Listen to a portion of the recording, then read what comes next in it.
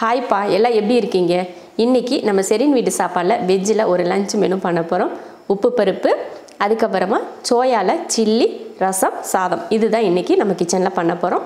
First வந்து நம்ம சோயாவை வந்து சுடு தண்ணியில் ஊற வைக்கணும் இல்லையா? ஒரு 20 நிமிஷம், 10லேருந்து ஒரு 20 நிமிஷம் ஊற வைக்கணும். இப்போ முதல்ல நம்ம சோயாவை ஊற வச்சுக்கலாம். அடுத்தடுத்து அப்புறம் பார்க்கலாம். முதல்ல சோயா பீன்ஸ் வந்து நம்ம சுடு தண்ணியில் ஒரு 10 நிமிஷம் 20 நிமிஷம் கிட்ட ஊற வச்சுக்கலாம். இது வந்து ஒரு 100 கிராம் அளவுக்கு சோயா பீன்ஸ் நான் வந்து சின்னதாக எடுத்திருக்கேன். நீங்கள் எடுக்கிறதுனா பெருசாக கூட எடுத்துக்கலாம். எல்லாத்துக்கும் ஒரே மெத்தடு தான். இப்போ நம்ம சுடு தண்ணி காய வச்சுட்டு இதை போட்டு எடுத்துக்கலாம். தண்ணியை வந்து சூடு பண்ணி எடுத்துக்கலாம். தண்ணி பார்த்திங்கன்னா இந்த அளவுக்கு சூடாயிருச்சு. இந்த தண்ணியில் அடுப்பை ஆஃப் பண்ணிவிட்டு இந்த தண்ணியில் சோயா பீன்ஸை சேர்த்துக்கலாம். ஒரு 20 நிமிஷம் கிட்ட ஊறட்டும். அதுக்கப்புறமா நம்ம எடுத்து பார்த்துக்கலாம். இப்போ சோயா பார்த்திங்கன்னா ஊற வச்சுட்டோம். அடுத்து அது ஊறுறதுக்குள்ளே நம்ம வந்து பருப்பு குழம்புக்கு வேக வச்சிடலாம். இன்றைக்கி நம்ம பண்ண போகிற உப்பு பருப்பில் கொஞ்சம் டேஸ்ட் வந்து கொஞ்சம் டிஃப்ரெண்ட்டாக இருக்கும். அதில் வந்து நம்ம எக்ஸ்ட்ரா சோம்பு வந்து சேர்த்துக்க போகிறோம். எப்பயுமே நம்ம பார்த்திங்கன்னா சீரகம் சேர்த்து தான் பருப்பு குழம்பு இல்லை சாம்பார் இதெல்லாம் நம்ம பண்ணுவோம் இல்லையா? இன்றைக்கி கடைய போகிற பருப்பு குழம்புல சோம்பு கொஞ்சம் சேர்த்து நம்ம பருப்பு குழம்பு பண்ண போகிறோம். முதல்ல அதை வேக வச்சிடலாம். பருப்பு குழம்பு பண்ணுறதுக்கு பார்த்திங்கன்னா இதில் 1 டம்ளர் அளவுக்கு பாசிப்பருப்பு எடுத்திருக்கேன். இதை கழுவி எடுத்துக்கலாம். இது கூட பாசிப்பருப்பை கழுவி எடுத்தாச்சு. இது கூட சின்ன வெங்காயம் சேர்த்துக்கலாம். நம்ம கையில் இப்படி எடுத்தோம்னா நல்லா ஒரு கைப்பிடி அளவுக்கு வெங்காயம், கிராம் கணக்கில் போடணும்னா ஒரு 100 கிராம் அளவுக்கு சேர்த்துக்கலாம். அடுத்து ஒரு 5 பல் பூண்டு. காரத்துக்கு வரமிளகாய் மட்டும்தான் சேர்த்துக்க போகிறோம். நான் ஒரு 5 மிளகாயை இந்த மாதிரி சின்னதாக வெட்டி எடுத்து வச்சுருக்கேன். அதையும் சேர்த்துக்கலாம். பச்சை மிளகாலாம் இல்லை, வெறும் வரமிளகாய். அடுத்து 3 தக்காளி, மீடியம் சைஸில் 3 தக்காளி. மஞ்சள் தூள். அடுத்து சோம்பு சேர்த்துக்கலாம். 1/2 ஸ்பூன் அளவுக்கு சோம்பு. சீரகம் சேர்க்கக்கூடாது, சோம்பு தான் சேர்க்கணும். இதில் தண்ணி ஊற்றிடலாம். நல்லா பருப்பு தக்காளி எல்லாம் முங்குற அளவுக்கு தண்ணி ஊற்றிருக்கேன். இப்போ வேக வச்சுக்கலாம். ஸ்டவ் ஆன் பண்ணி அடுப்பில் பருப்பு வேக வச்சாச்சு. இது நல்லா கொதித்து வேகட்டும். தக்காளி எல்லாமே பச்சையாக தான் நம்ம போட்டிருக்கோம். எல்லாம் ஒன்றா வேகட்டும். மறுபடியும் சொல்கிறேன், சீரகத்துக்கு பதில் சோம்பு சேர்த்துக்கோங்க. சோம்பு சேர்த்தா ரொம்ப டேஸ்ட் நல்லாயிருக்கும். சில நினைப்பீங்க பருப்பு குழம்புல சோம்பு போட்டால் நல்லா இருக்குமா அப்படின்னு யோசிப்பீங்க. ஒரு முறை இதே மெத்தடில் நான் சோம்பு போட்டிருக்கிறேன். அது போல் போட்டு நீங்கள் செஞ்சு பாருங்கள். அடிக்கடி இந்த பருப்பு தான் நீங்கள் செய்வீங்க. நான் வீட்டில் எப்போயுமே நார்மலாக வீட்டில் பருப்பு குழம்பு செஞ்சேன்னா, இந்த மாதிரி உப்பு பருப்பு செஞ்சேன்னா வரமிளகாய் சோம்பு இதெல்லாம் போட்டு இந்த மாதிரி தான் நான் பண்ணுவேன். ரொம்ப நல்லாயிருக்கும். இது நல்லா வெந்து வரட்டும். அதுக்கப்புறம் எடுத்து பார்த்துக்கலாம். இப்போ பார்த்திங்கன்னா பருப்பு வந்து வெந்துட்டுருக்கு. இதுக்கப்புறம் நம்ம எதுவுமே சேர்க்க தேவையில்லை பருப்பில். அது வெந்ததுக்கப்புறம் நம்ம கடையிறது தான். அதுக்கு வேகிறதுக்குள்ளே நம்ம வந்து சாதம் ஒரு பக்கம் வச்சு விட்றலாம்.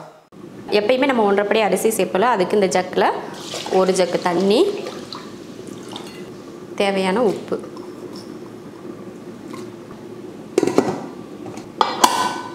அடுப்பில் வச்சு 3 விசில் விட்டு ஆஃப் பண்ணிக்கலாம். சாப்பாடு வந்து வச்சுட்டோம். சாப்பாடு வந்து ரெடியாகி நம்ம ஸ்டீமெல்லாம் இறங்கிறதுக்கு டைம் சரியாக இருக்கும். நம்ம இப்போ சோயா ஊற வச்சோம் இல்லையா? அதுவும் நல்லா ஊறி வந்துடுச்சு. இப்போ அதை நம்ம கழுவி எடுத்துட்டு மசாலா தடவி வச்சிடலாம். அப்போ தான் வந்து நம்ம லாஸ்ட்டில் பொரிக்கிறதுக்கு கரெக்டாக இருக்கும் டைம். 20 நிமிஷம் கிட்ட நல்லா ஊறிடுச்சு. பார்த்திங்கன்னா நல்லா இருக்குது பாருங்க, சாஃப்ட் ஆயிருச்சு. இப்போ இதை புழிஞ்சு எடுத்துட்டு இன்னொரு தடவை கழுவிக்கலாம். இப்போ சோயா வந்து கழுவி புழிஞ்சு எடுத்தாச்சு. இதை ஒரு பாத்திரத்தில் மாற்றிக்கலாம். நம்ம இப்போ இதில் தானே ஊற வச்சோம், அதிலேயே மாற்றிக்கிறேன்.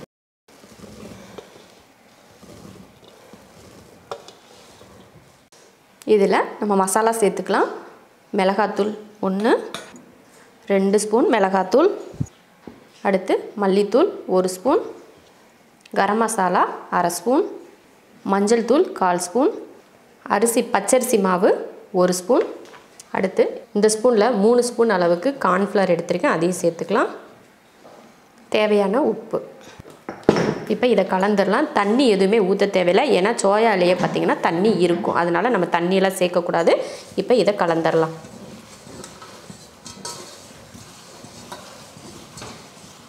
இப்போ கொஞ்சம் ஒரு 1/2 ஸ்பூன் அளவுக்கு இஞ்சி பூண்டு பேஸ்ட்.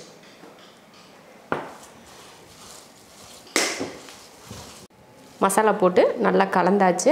இது ஒரு 20 நிமிஷம் கிட்ட ஊற வச்சுட்டு அதுக்கப்புறமா எடுத்து பொரிச்சிக்கலாம். எதுக்காக ஊற வைக்கிறோம் அப்படின்னு பார்த்தீங்கன்னா, சோயால உப்பு காரம்லாம் பிடிக்கணும் இல்லையா? அதுக்காக கொஞ்சம் நேரம் ஊற வச்சோம்னா அந்த உப்பெல்லாம் நல்லா பிடிச்சிக்கும். அந்த ஈரப்பதத்துக்கு அதுக்கும் உப்பு பிடிக்கும். அதுக்காக தான் ஊற வச்சுட்டு அதுக்கப்புறமா நம்ம பொரிச்சிக்கலாம். 20 நிமிஷம் போதும், அதுக்கு மேலே வேண்டாம். மசாலா தடவி வச்சாச்சு. அது ஊறிட்டு இருக்கட்டும். நம்ம லாஸ்ட்டாக பொரிச்சு வரதுக்கு கரெக்டாக இருக்கும் டைம். இப்போ வந்து நம்ம பருப்பு குழம்புக்கு வெந்துருச்சான்னு பார்த்துட்டு நம்ம கடைஞ்சிக்கலாம். பாருங்கள் நல்லா கொதித்து வெந்துட்டுருக்கு. பருப்பும் பார்த்திங்கன்னா நல்லா வெந்துச்சு. ரொம்ப மைய குலைவாக வேகக்கூடாது. நம்ம கடையிற பக்குவத்துக்கு வெந்திருக்கணும். அப்போ தான் நம்ம குழம்பு சாப்பிட்றதுக்கு நல்லாயிருக்கும். நம்ம வேக வச்சதுக்கப்புறமா இடையில சும்மா பார்த்துக்கிட்டே கூட இருக்க தேவையில்லை. வேக வச்சிட்டிங்கன்னா ஒரு 10 நிமிஷம் கழித்து எடுத்து பார்த்திங்கன்னா பருப்பு வந்து நல்லா வெந்திருக்கும்.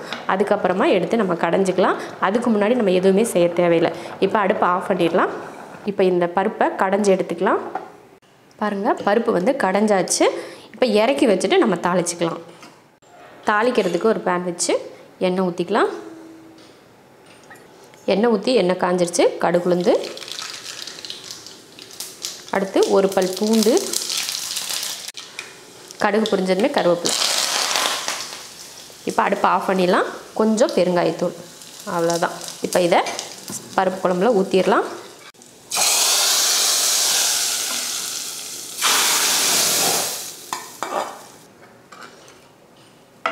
அருமையான ஒரு டேஸ்ட்டில் நல்ல காரமாக ஒரு பருப்பு குழம்பு ரெடி ஆயிடுச்சு.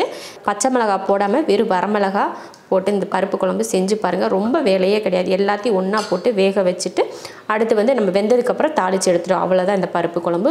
ரொம்ப சிம்பிளாக முடிஞ்சிடும். டேஸ்ட்டும் பார்த்திங்கன்னா அவ்வளோ அருமையாக இருக்கும். சுடு சாதத்தில் ஊற்றி சாப்பிட்லாம், பழைய சாதத்தில் ஊற்றி சாப்பிட்லாம். எல்லாத்துக்குமே ரொம்ப நல்லாயிருக்கும். அதே போல் தோசைக்கு கூட ரொம்ப நல்லாயிருக்கும். இந்த மாதிரி செஞ்சு ரொம்ப வேலை வந்து ரொம்ப ஈஸி. நமக்கு சட்டுன்னு ஒரு வேலை முடியணும் அப்படின்னு நினச்சிங்கன்னா இந்த மாதிரி ஒரு பருப்பு குழம்பு செய்யுங்க. அருமையாக இருக்கும். பருப்பு குழம்பு ரெடி ஆயிடுச்சு. அடுத்து வந்து ரசம் செஞ்சுக்கலாம். ரசத்துக்கு தட்டி எடுத்துக்கலாம். 1/4 ஸ்பூன் அளவுக்கு சீரகம், 1/2 ஸ்பூன் மிளகு, ஒரு 5லேருந்து 6 போல் பூண்டுப்பல். இப்போ இதை தட்டி எடுத்துக்கலாம். ரசத்துக்கு பார்த்திங்கன்னா தட்டி எடுத்தாச்சு. அடுத்து புளி கரைச்சிக்கலாம். ஒரு சின்ன சைஸாக புளி எடுத்து, சின்ன நெல்லிக்காய் அளவுக்கு புளி எடுத்திருக்கேன். அதை கரைச்சிடலாம். புளியை கரைச்சிட்டு அதோட சக்கையை எடுத்தாச்சு. இப்போ ரசத்துக்கு எல்லாமே ரெடியாக இருக்குது. இப்போ தாளித்து விட்டுறலாம். ஸ்டவ் ஆன் பண்ணி ரசம் தாளிக்க பாத்திரம் வச்சாச்சு. அதுக்கப்புறம் கொஞ்சம் எண்ணெய் விட்டுக்கலாம். எண்ணெய் காஞ்சதுமே கொஞ்சம் கடுகு, கடுகு பொரிஞ்சதுமே 2 வரமிளகாய், கொஞ்சம் கருவேப்பிலை, கொஞ்சம் பெருங்காயத்தூள். அடுத்து நம்ம ரசத்துக்கு தட்டணும் இல்லையா, அதையும் சேர்த்துக்கலாம். கொஞ்சமாக மஞ்சள் தூள். இதை கலந்து விட்டுருவோம். அடுத்து இதில் தக்காளி சேர்த்துக்கலாம். 3 தக்காளி.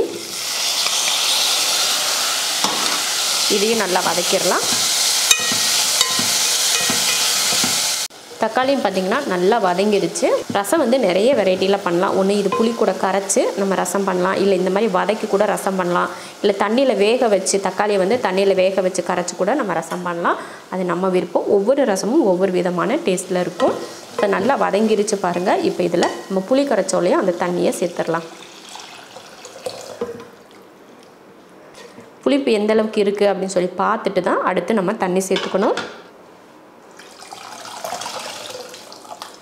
ரசத்துக்கு தேவையான தண்ணியும் சேர்த்தாச்சு. தேவையான உப்பு, அடுத்து மல்லித்தழை தூவிக்கலாம். ரசத்துக்கு எல்லாமே கலந்தாச்சு. ரசத்துக்கு புளி சேர்க்கறது மட்டும் புளிப்பு நம்ம தண்ணி ஊற்றுறப்போ புளிப்பு எந்தளவு இருக்குது அப்படின்னு பார்த்துட்டு தண்ணி சேர்த்துக்கோங்க. ரசம் அதிகம் வேணும் அப்படின்னு நினச்சிட்டு நீங்கள் தண்ணியாக அதிகமாக சேர்த்துடக்கூடாது. நம்ம புளிப்பு எந்த அளவுன்னு பார்த்துட்டு அதில் தண்ணி சேர்க்கணும். என்னதான் இருந்தாலும் ரசத்தில் கொஞ்சம் புளிப்பு இருந்தால் தான் நல்லாயிருக்கும். இப்போ இது வந்து நல்லா பொங்கி வரட்டும். அதுக்கப்புறமா இறக்கிக்கலாம்.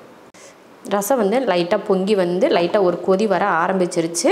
பார்த்திங்கன்னா அருமையான ஒரு மணமான ஒரு ரசம் ரெடி ஆகிருக்கு. தக்காளி ரசம் இந்த மெத்தடில் பண்ணி பாருங்கள். தக்காளியை வதக்கி போட்டு நீங்கள் இந்த மாதிரி ரசம் பண்ணிங்கன்னா ரொம்ப நல்லாயிருக்கும். சும்மா நீங்கள் சூப் மாதிரி கூட இது ஒரு கிளாஸில் ஊற்றி நீங்கள் குடித்தா கூட டேஸ்ட் ரொம்ப நல்லாயிருக்கும். ஏன்னா நம்ம சூப் குடித்த மாதிரியே தோணும். அந்த மாதிரி சூப்பர் டேஸ்ட்டில் இருக்கும். இப்போ அடுப்பை ஆஃப் பண்ணிக்கலாம்.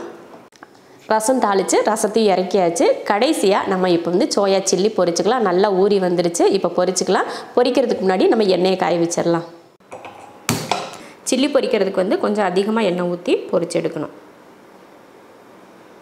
சோயா ஊற வச்சு 20 நிமிஷம் கிட்ட ஆயிடுச்சு. கொஞ்சம் மல்லித்தழை தூவிட்டு கலந்து விட்டுக்கலாம். அப்போ நம்ம பொரிச்சு எடுக்கிறப்போ அந்த மல்லித்தழை மணம் வந்து நல்லாயிருக்கும். அதுக்காக தான்.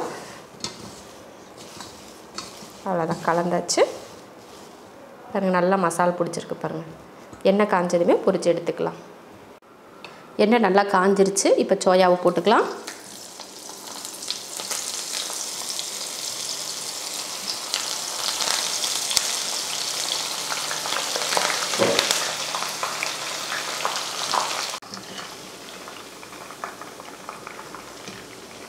நல்லா பொரிஞ்சதுக்கப்புறமா நம்ம போட்டதுமே பார்த்திங்கன்னா நல்லா பொங்கி வந்துட்டு இருந்துச்சு. இப்போ அந்த ஈரப்பதம்லாம் அடங்கினதுமே பாருங்கள் பொங்குறது வந்து அடங்கிருச்சு பாருங்கள்.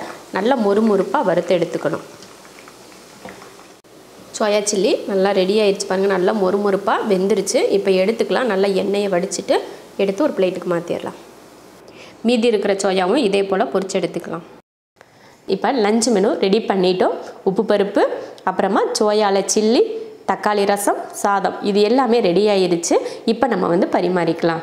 வரமிளகாய் சோம்பெல்லாம் போட்டு கொஞ்சம் டிஃப்ரெண்ட்டான ஒரு டேஸ்ட்டில் ஒரு உப்பு பருப்பு, அடுத்து சோயா சில்லி நல்லா கலர்ஃபுல்லாக நல்லா காரசாரமாக டேஸ்டியான ஒரு சோயா சில்லி, ரொம்ப மணமான தக்காளி ரசம், சாதம். ரொம்ப ருசியான ஒரு லஞ்ச் மெனு செஞ்சு முடிச்சிட்டோம். அருமையான டேஸ்ட்டில் ஒரு சிம்பிளான ஒரு லஞ்ச் மெனு பண்ணியிருக்கோம். நீங்களும் இதே மெத்தடில் உப்பு பருப்பு சோயா சில்லி ரசம் செஞ்சு பார்த்துட்டு எப்படி இருக்குன்னு சொல்லிட்டு கமெண்ட்டில் சொல்லுங்கள். பிடிச்சிருந்தா லைக் பண்ணிவிட்டு ஷேர் பண்ணிவிட்டு நம்ம செரின் வீட்டு சாப்பாடு சேனலை சப்ஸ்கிரைப் பண்ணி பக்கத்தில் இருக்க பெல் ஐக்கானை கிளிக் பண்ணி வச்சுக்கோங்க. இப்போ நம்ம சாப்பிட போகலாம்.